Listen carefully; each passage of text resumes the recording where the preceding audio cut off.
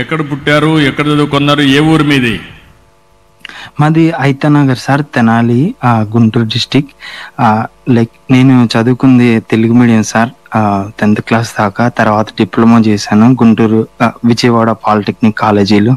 తర్వాత విజ్ఞాన్ లారాలో ఇంజనీరింగ్ చేసి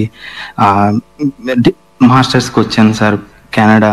మీరు 2017లో ఈ ప్రోగ్రామ్ ఇనిషియేట్ చేసినప్పుడు నేను ఉన్నాను సార్. లైక్ ఇట్ వాజ్ మీరు అంటే ఇనిషియేటివ్ ద్వారా చాలా మంది లబ్ధి పొందారు సార్ నాకు లాంటి వాళ్ళు. మా పేరెంట్స్ ఇద్దరు చదువుకోలేదు, నేను మా అమ్మమ్మ లైక్ హెల్ప్తో చదువుకున్నాను సార్. అండ్ ఇక్కడ దాకా రావడానికి ఈ స్కీమ్ చాలా ఉపయోగపడింది సార్. లైక్ ఇలాంటి స్టేజ్లో నేను ఉన్నానంటే ఇట్ వాజ్ లైక్ మీరు చేసిన హెల్ప్ ఈ ప్రోగ్రామ్ ద్వారా చాలా యూజ్ అవుతుంది సార్ చాలా మందికి.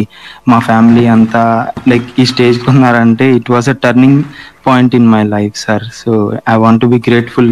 ఈ పాయింట్ మీ దాకా తీసుకురావటం నాకు చాలా హ్యాపీగా ఉంది సార్. ఇలా కన్వే చేసుకోవటం చాలా happy moment sir in my life. Anil గారు, ఎస్ సార్. ఇప్పుడు ఏ ఉద్యోగం చేస్తున్నారు మీరు? నేను సాఫ్ట్వేర్ ఇంజనీర్గా చేస్తాను సార్.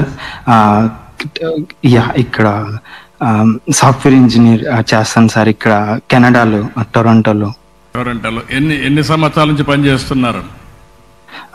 4.5 years sir. ఇప్పుడు మీ జీతం ఎంత వస్తూ ఉంది? నాకు 90K and $90,000 సార్. అంటే ఇండియన్ కరెన్సీ ఎంత?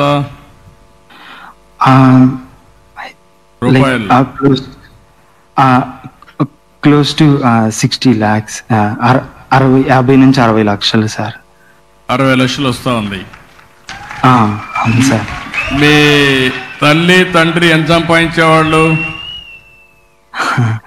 సార్ మా డాడీ, మా నాన్న ఫార్మర్ సార్, వ్యవసాయం. అంటే అదే సార్, అంటే మా అమ్మ నాన్న చదువుకోలేదు. మా అమ్మమ్మ యాక్చువల్లీ రోడ్లు వచ్చేది. So it was a really yeah. ఇప్పుడు ధైర్యంగా ఉండు. కానీ నిన్ను చదివించారు, మీరు బాగా చదువుకున్నారు. ప్రభుత్వం ఒక కార్యక్రమం పెట్టింది, విదేశ విద్య అంబేద్కర్ పేరుతో.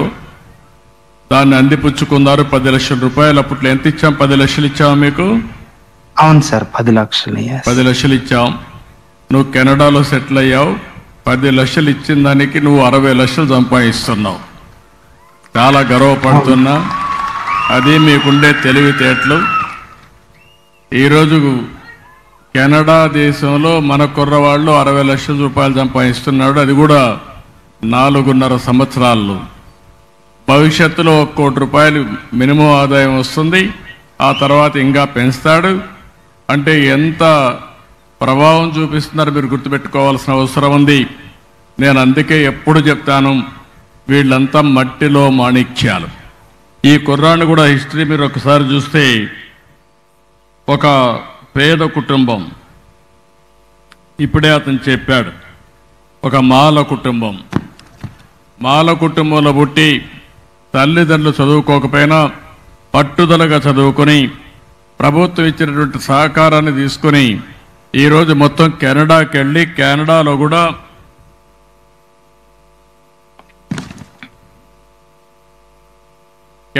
కూడా బ్రహ్మాండంగా రాణిస్తున్నాడంటే ఆ కుర్రాన్ని చూసినప్పుడు, ఆ యంగ్స్టర్స్ చూసినప్పుడు ఇక్కడుండే పిల్లలందరూ కూడా గుర్తుపెట్టుకోవాల్సిన అవసరం ఉంది.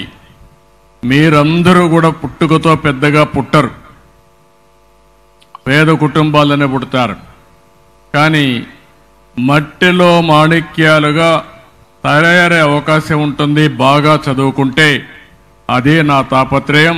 అందుకే అతన్ని ఒక స్ఫూర్తిగా తీసుకొని ప్రతి ఒక్కరు కూడా బాగా చదువుకోండి. కష్టపడి చదువుకోవాల్సిన అవసరం లేదు. ఇష్టపడి చదువుకుంటే కష్టం కూడా ఇష్టమైపోతుంది. దానివల్ల మీరు అనుకున్న లక్ష్యాన్ని చాలా ఈజీగా రీచ్ అయ్యే పరిస్థితి